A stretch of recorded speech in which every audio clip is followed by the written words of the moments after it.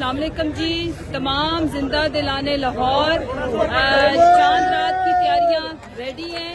आपका लीडर आपके साथ आज इंशाल्लाह मुखातिब भी होगा, अपनी ईद की खुशियां आपके साथ मनाने जा रहे हैं।